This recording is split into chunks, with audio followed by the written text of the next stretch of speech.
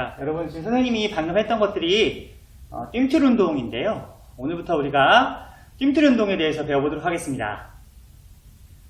이 뜀틀 운동은 로마 시대 때 승마술, 말을 타는 거 있잖아요.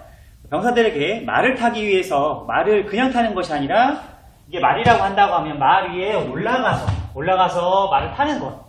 이게 기승술이라고 하거든요.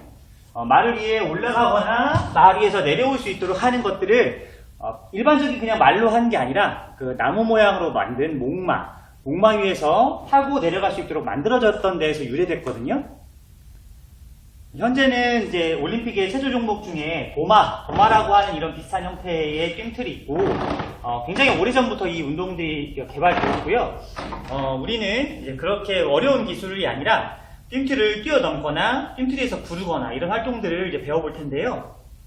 뜀틀은 빠르게 달려오는 직선인 이런 수평적인 운동을 위로 올라가는 수직적인 운동으로, 그러니까 직선으로 달려오는 것을 달리기 하는 멀리뛰기를 높이뛰기 하는 형태로 바뀌는 것이 뜀틀입니다. 그래서 아마 여러분이 배우게 되면 생각보다 어렵지 않고 재미있게 활동할 수 있거든요. 그 부분을 한번 공부해 보겠습니다.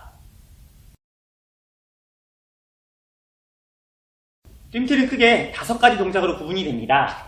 직선의 힘을 최대한 붙여가는 도움닫기, 직선의 힘을 수직으로 올려주는 발 구름 동작, 그 다음에 잡는 손 동작, 공중에 떠있는 공중 동작, 그리고 땅에 떨어져서 멈추는 착지, 이렇게 5개로 나눠지거든요. 달려오는 직선주로 달려오는 도움닫기, 그 다음에 순간적으로 발을 구르는 발구름 동작, 손 동작, 공중 동작, 착지, 이렇게 5개로 나눠지는데요. 이거는 뭐 다음 시간에 차근차근 하나씩 이제 알아보도록 하고, 오늘은 이 뜀틀과 관련된 편하게 우리가 놀아볼 수 있는 것들을 위주로 한번 배워보겠습니다. 자, 이제 우리가 뜀틀 위에 올라가는 동작을 한번 해볼 텐데요.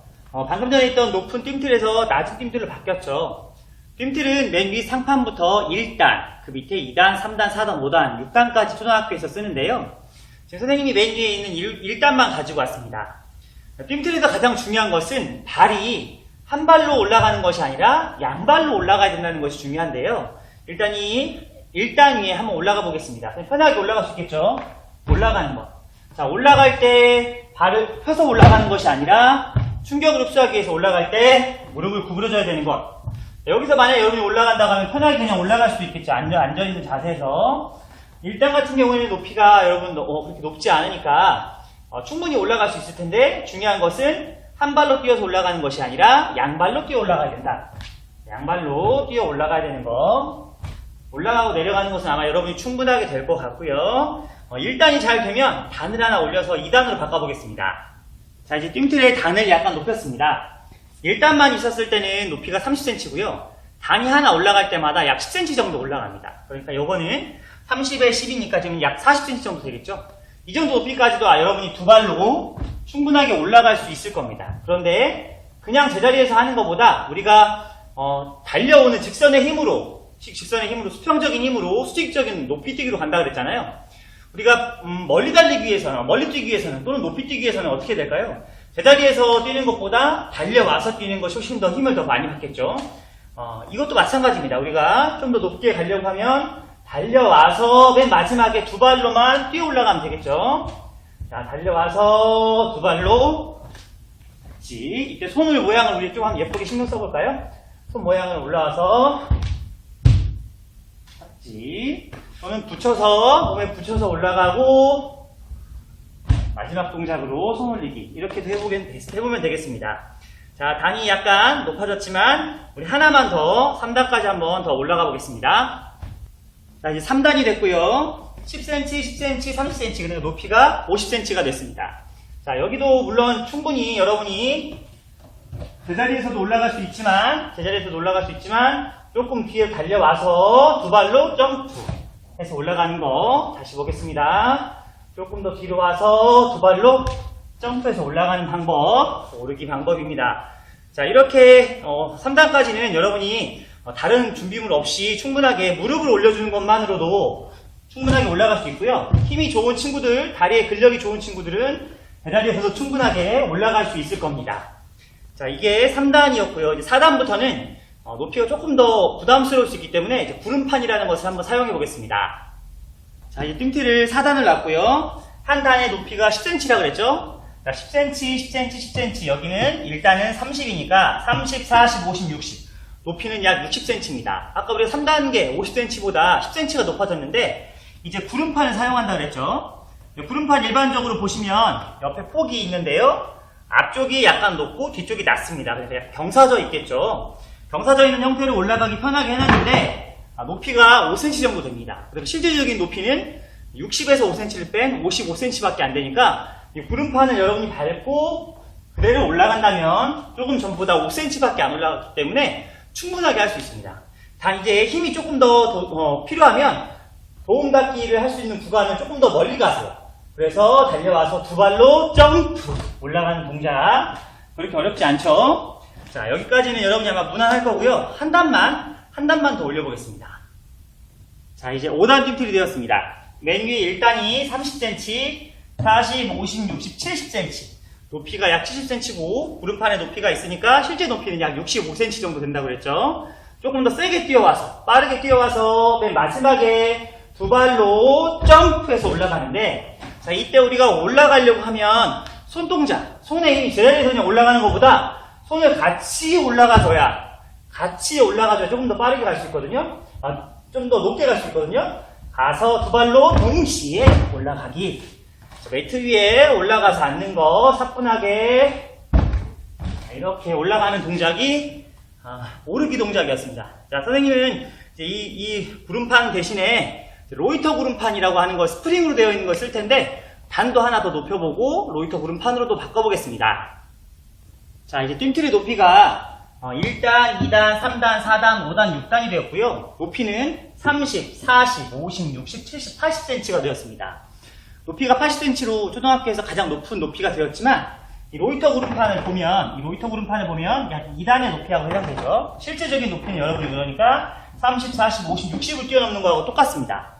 근데 이 로이터 구름판은 보시는 것처럼 스프링이 되어 있어서 굉장히 높게 튀어 올라갈 수 있어요. 그래서 아마 지금까지 여러분이 했던 것보다 훨씬 더 편한 형태의 뛰임이 될 겁니다. 가볍게 달려와서 역시 로이터 구름판 위에 두 발로 눌러서 올라가는 형태.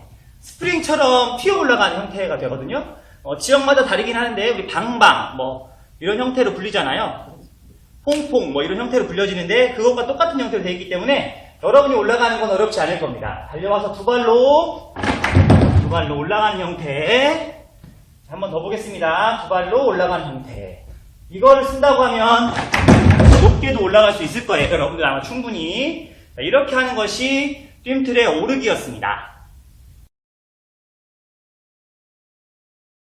자, 이제 여러분이 띵틀 위로 올라가는 것, 두 발을 이용해서 올라가는 것이 잘 됐고요. 이 띵틀 위에서 내려오는 걸 한번 보겠습니다. 우리가 평균대에서 배웠을 때도 마찬가지지만 내려가는 것, 이쪽으로 내려가는 거죠. 여기로 올라가는 쪽이고 내려가는 쪽인데 내려갈 때는 아무래도 충격이 위에서 높은 데서 떨어지다 보니까 충격이 있잖아요. 떨어질 때 무릎이 구부러져야 해요. 구부러지지 않으면 그냥 서서 떨어지게 되면 어떻게 될까요? 무릎 전체에 충격이 많이 오겠죠. 띵틀은 또 기구 위에서 운동하는 종목 같은 경우에는 관절에 특히 무리가 많이 있을 수 있기 때문에 여러분이 관절을 잘 써야만 됩니다. 올라갔다가 떨어질 때 특히 무릎 관절을 잘 쓰지 않으면 뻣뻣하게 서서 떨어지면 엄청난 충격이 여러분들에게 전달될 수 있어요. 그렇기 때문에 항상 떨어질 때는 고양이 자세처럼 무릎을 최대한 구부렸다가 서주는 형태로 해줘야 되고요. 평균대에서도 배웠지만 다리를 벌려 떨어지는 것이 아니라 모아 떨어져야 된다. 이게 예쁜 자세라고 그랬죠. 띵틀도 마찬가지입니다. 떨어질 때 다리를 모아서 떨어져야 되는 형태가 되는데요. 일단 요 위에서 떨어질 때 높게 점프가 된다면 떨어져도 높은 점수는 받을 수 있지만 우리는 그냥 일단 안정적으로 떨어져 보겠습니다. 짧게 모아서 떨어지는 형태 되면 조금 멀리 뛰는 것도 해볼게요. 자, 멀리 앞쪽으로 두 발로 떨어지는 형태. 이런 형태도 있고요. 또 발을 바꾸는 거, 방향을 바꾸는 거 있죠. 뛰어서 방향을 바꾸기, 180도 바꾸기, 360도 뛰기, 360도 뛰기도 있고요. 다음, 다리를 벌리고 뛰기. 뛰었을 때 다리를 벌렸다가 떨어지기. 무릎 잡기도 한번 해볼까요? 다양한 동작들이 있을 수 있으니까 이렇게 뛰어서 뛰기. 뭐 이런 것도 있고요. 뛰어서 발차기 한번 해볼까요? 발차기. 야! 이런 동작, 뭐 다양한 동작들이 있을 수 있습니다. 자, 다시 한번 정리해보면, 자, 올라가는 것, 내려가는 것, 어렵지 않은데, 일단 여러분들이 이런 뜀틀이 사실 그렇게 낯선 교구는 아니기 때문에 너무 겁먹지 마시고, 그냥 편하게 즐긴다 생각하고, 뜀틀과 친해지면, 그래, 내가 널 가지고 즐겁게 체육 수업 할 거야, 이런 마인드를 가지고 수업을 했으면 좋겠습니다.